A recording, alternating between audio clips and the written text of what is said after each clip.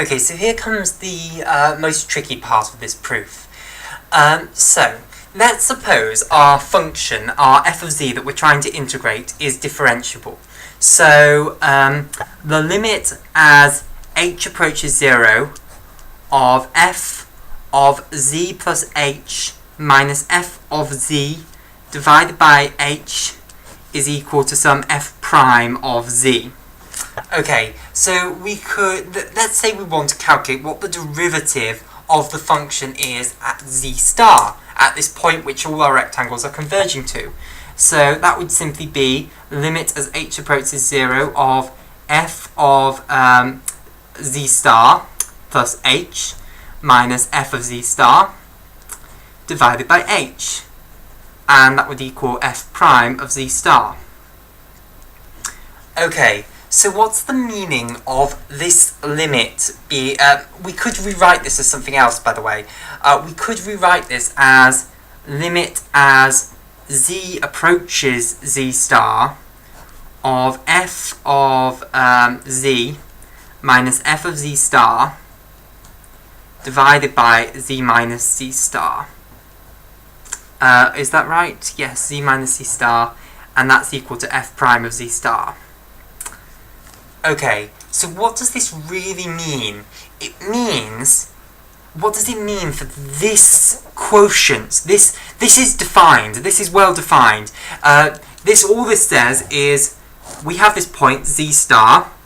You go to any other point in the complex plane, choose whichever point you want, take the value of the function at that point, so let's say this is z, you go undertake the function which will map you into another complex plane, say it maps it here, take the value of that function, take the value of the function at z star as well, so it might be here, and then do an algebraic operation which is defined because this is the complex plane, so it's been defined, you know, for ages.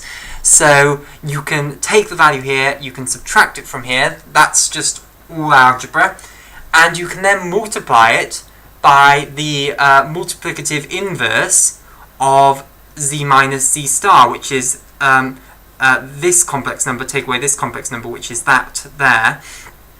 So providing z minus z star isn't 0, that's well defined because you can there will be a multiplicative inverse because this is a field.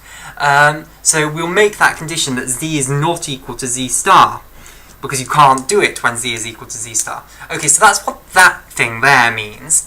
And we're now saying that if you take the limit as you let this point go towards there, so we could define this as a new function. We could define it as a function of the complex plane. It is a function of the complex plane, and then we could say what's the limit of that function as the z approaches 0, and as z approaches z star.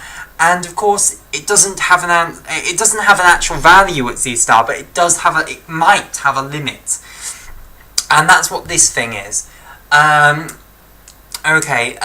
So the rigorous meaning of saying that this converges to this is that for all, this is the rigorous definition of it, for all epsilon greater than 0, there exists a delta greater than 0, such that if